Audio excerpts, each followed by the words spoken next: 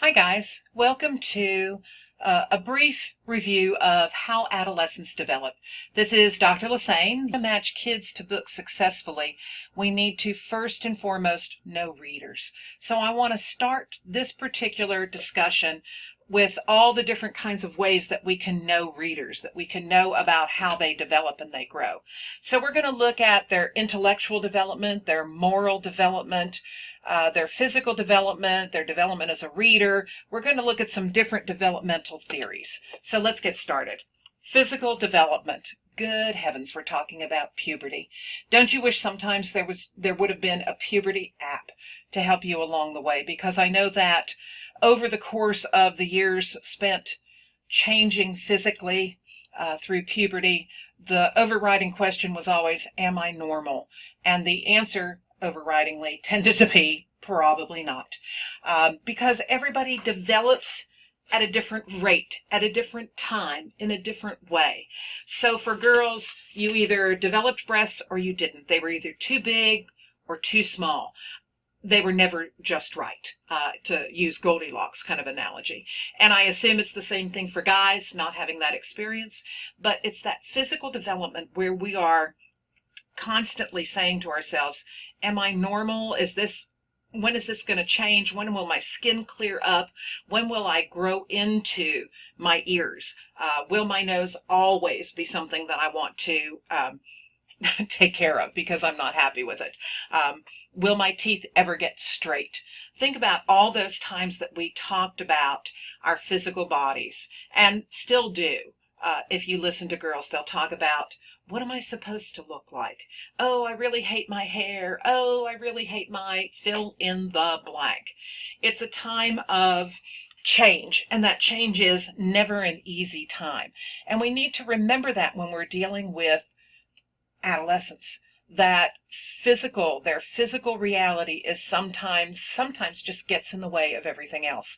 There are lots of books that talk about the physical development of kids, that look at our main characters as they're transitioning from child to tween to teen.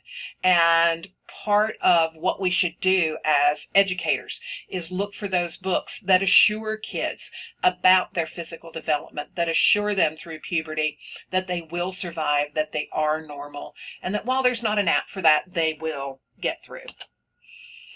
Intellectually, there's a great deal of change during adolescence, and I really want to point to the work of Jean Piaget here.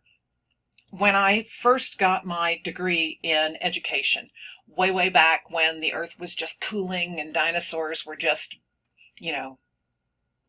stopped roaming the earth, I took a class in Ed Psych. I think everybody does.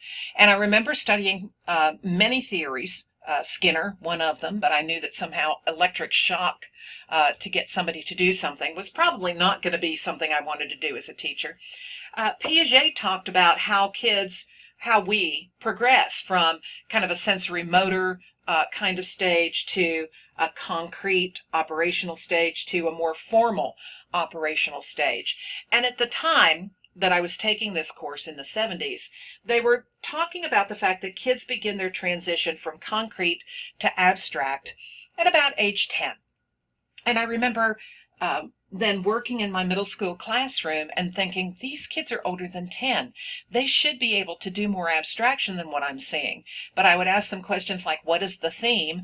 And I'd get the shrug of a shoulder and, the kind of monosyllabic, I don't know, which means I don't know. And literally, I think they didn't know, because it's difficult to talk about theme, which is incredibly abstract, if you're still a very concrete person.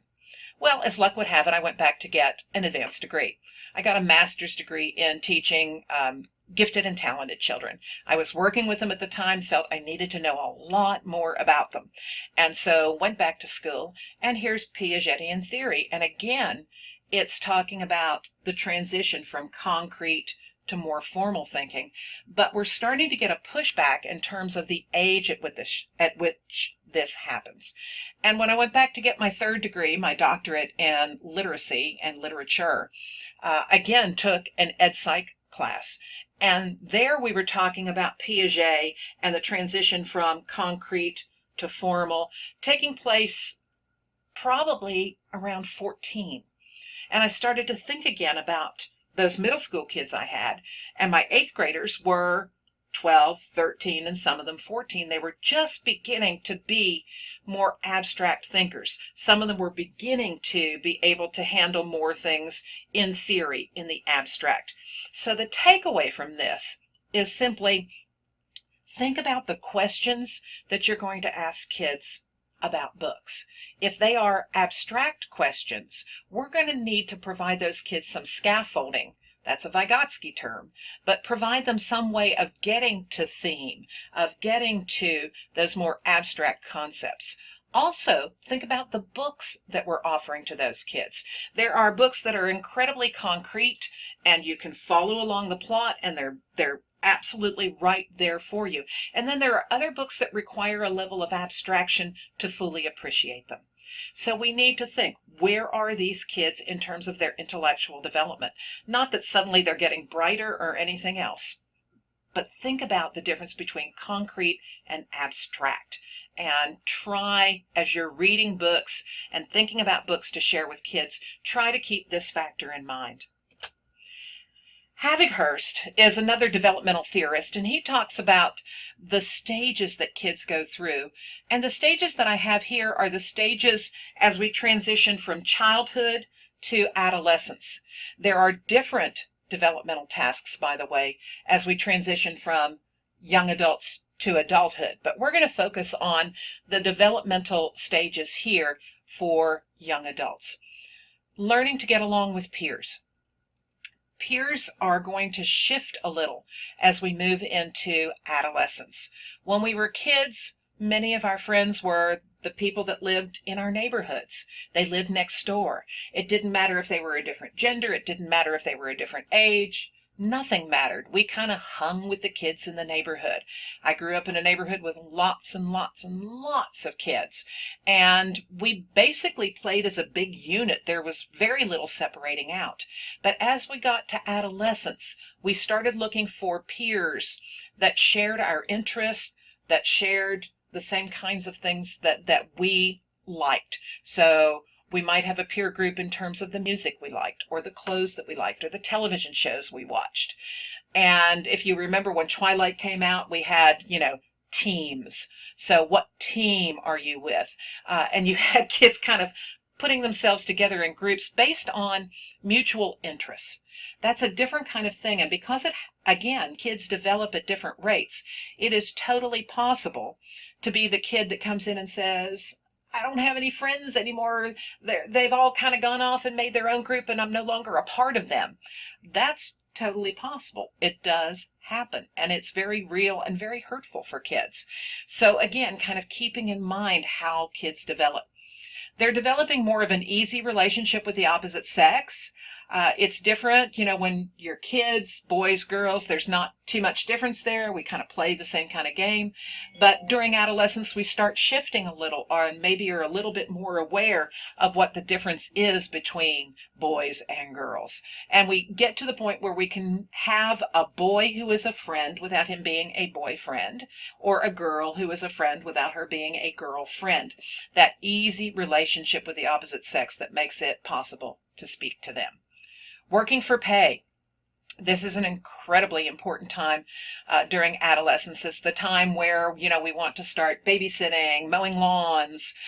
What will you pay me for doing chores around the house? Because pay is independence.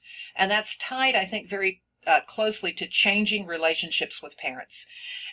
During adolescence, there's a pulling away. There's a challenge. We look at our parents, at what they believe, and we start questioning whether or not we believe the same thing.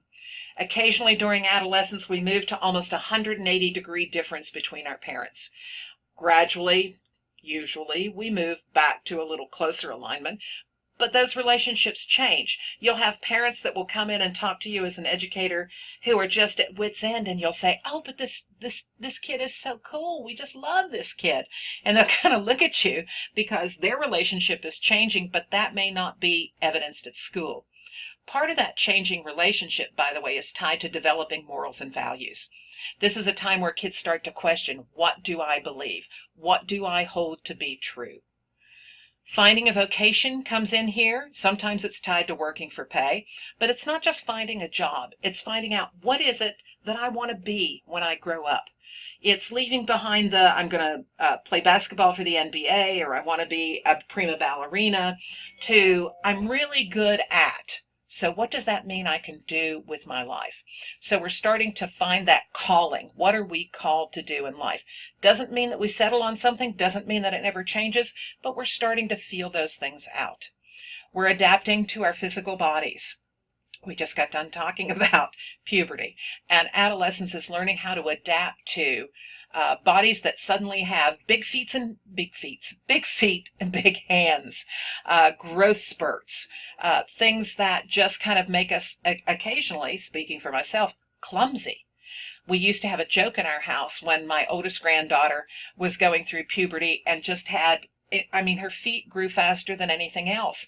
And we'd hear a thud and we'd just say, "Callie, door." And she would laugh. She knew good-naturedly. She was like that German Shepherd puppy that has those huge paws and they start running towards you because they're so excited to see you, but they run sideways because they haven't figured out how to use that physical body yet. In many cases, that's what we're seeing in kids. And finally, developing appropriate sex roles. Often that is defined by society, and that makes this a very difficult developmental task. This is what girls do. This is what boys do. This is when we start getting name calling happening if we don't fit into those appropriate sex roles.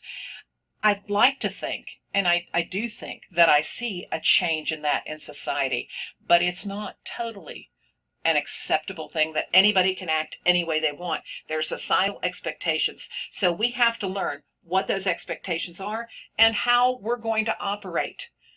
We can defy them, and many of us do, or we can say, okay, I know that this is what's accepted in this situation, and I will do that.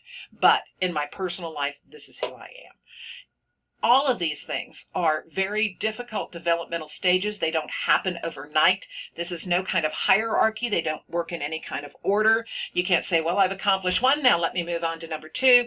That's not the way it works. It's constantly developing and changing. The other thing that's developing and changing is how we look at our morals and values. Remember that from the previous slide.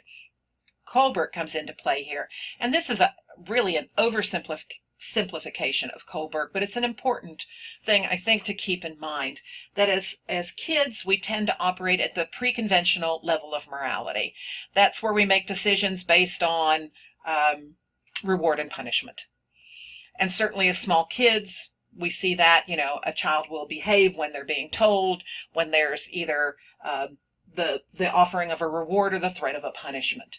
But when those rewards and punishments are removed, the behavior can revert. But adults work at this level too. And my example always is, look at the posted speed limits. The posted speed limits are, I always call them guides. You might do them, you might not. There are plenty of people who speed like crazy, but they don't speed if they can see the bubble lights of the policeman or the state trooper up ahead. Then suddenly they slow down, probably go a little bit under the speed limit because it's a reward punishment. Do you stop at a four-way stop if nobody else is there, or do you kind of do what's called a Texas stop, which is kind of a rolling stop through the intersection? That's pre-conventional. Conventional is where we follow the rules. This is what a good person does. I follow the rules either of society, of my religion, of both. And that's very conventional kind of morality.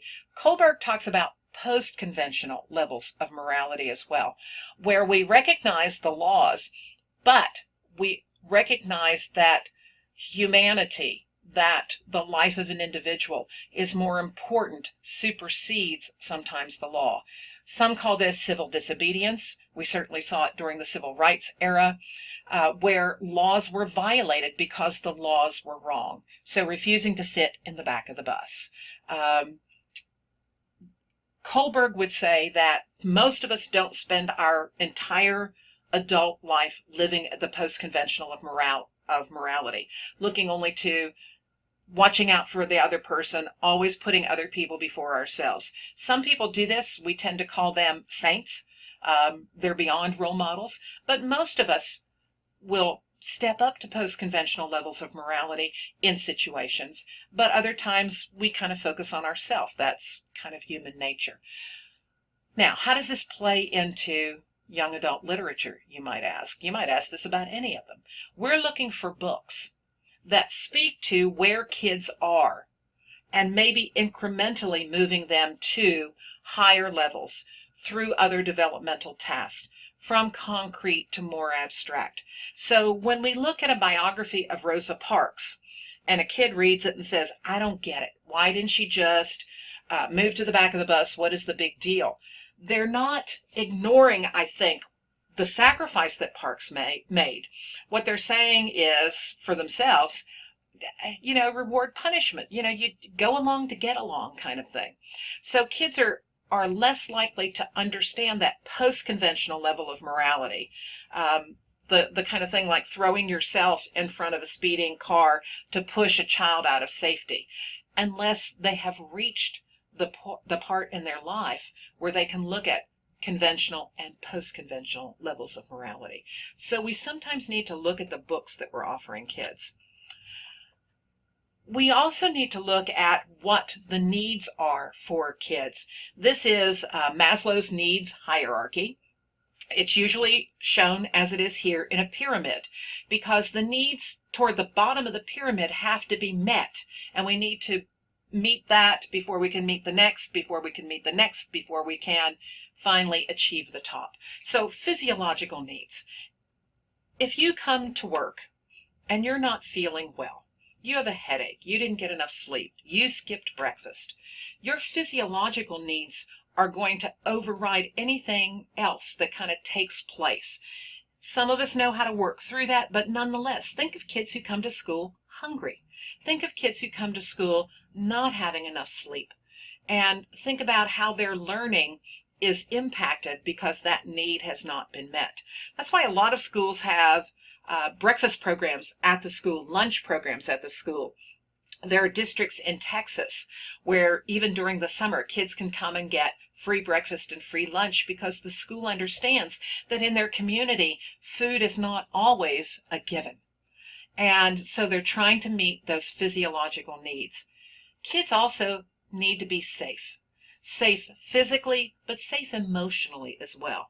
So while we want the environment of the classroom to be safe, while we want the library to be a safe place, physically, we also want it to be a place where there is no name calling, where there is no bullying, where there is no inappropriate behavior that makes somebody feel less than safe.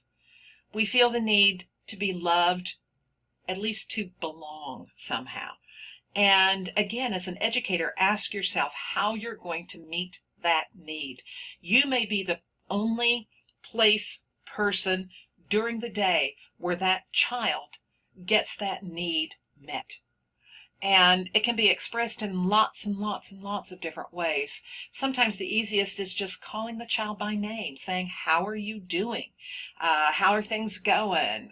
What have you been reading that you like? Just showing an interest in that individual. We have the need for esteem, the need to be respected. And I think in many cases in schools, we do a really good job there at making kids respect us. They use Mr. or Mrs. or Doctor or whatever title in front of our names. But we don't always do the same thing. We don't always look up, address the child by name, do those kinds of things that show respect. If a child says, I really didn't like this book, then we need to say, okay, talk to me about what you didn't like here. Show respect for that opinion and try to have a conversation. Maslow puts at the very top the need to be self-actualized. And that's the need to believe you can be anything you want to be. That goes back to, again, some of the other developmental theories we looked at earlier. But that's the kind of thing that says you can do anything, be anything. We're not placing limits on you. And so we want to meet those needs. We want to meet them personally as an individual interacting with kids. And we want to find books that help and reflect these different needs as well. Finally, we develop as readers. This is an adaptation of the birthday cake theory of reading development by Donaldson and Nilsson in their book. It was developed by my colleague, Dr. Perry, after we had several discussions about the kinds of things we think are important. I want to go right to the stage of unconscious delight.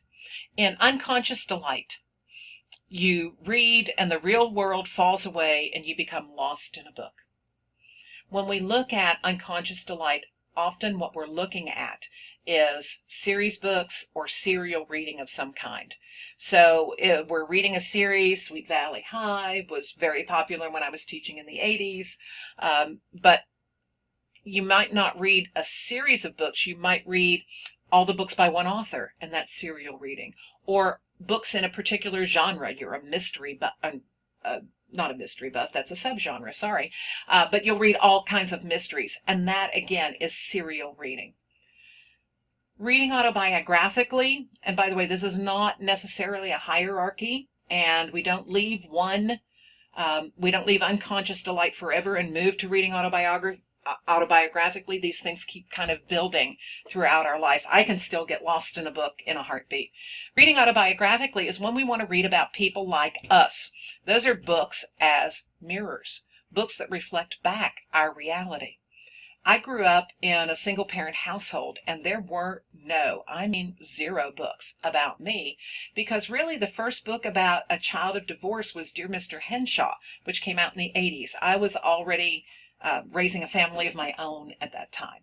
So sometimes it's hard to find those mirrors, and we need to make sure that our collection in our classroom or our school library reflects that diversity. Reading for vicarious experience, those are the windows that allow us to see out. So I grew up in a city. I loved reading books about farms because I'd never been on a farm. It also means reading fantasy and science fiction, different places, different times, different experiences. Reading for philosophical speculation is when I start kind of asking those morals and values questions that we talked about with Kohlberg as well as with Havighurst. Nonfiction is often read during this time, but philosophical speculation doesn't just happen in nonfiction. Think about The Giver by Lois Lowry and the questions that we have about what's going on in that society and whether or not it's a good thing that feelings are controlled, whether or not it's a good thing that if you don't thrive, you are released. So reading for philosophical speculation. And at the top of the cake, reading for aesthetic experiences. Reading for the sheer beauty, the wonder of the reading experience itself. Reading a book and sighing over a character you've fallen in love with, or an ending that is so satisfactory. Or reading and sobbing hysterically over the death of a character or the character's dog, because you're reading a book that's not about your own life, and yet you're bringing your life and your experience there, and you are so captured by what it is that the author's doing, how the author makes you jump in alarm, how the author makes you care about the characters. So reading for aesthetic experiences, those are all part of the development of a lifelong reader. Chances are, if you've got somebody who is not an avid reader as an adult, there's some stuff that they've missed along the way. There are some things that we can add. So as educators, as teachers, as librarians, we need to look for those books that help kids fall into a book, see themselves in books, look out into the bigger world in books, ask hard questions about life in books, and just simply enjoy reading for the act of reading itself.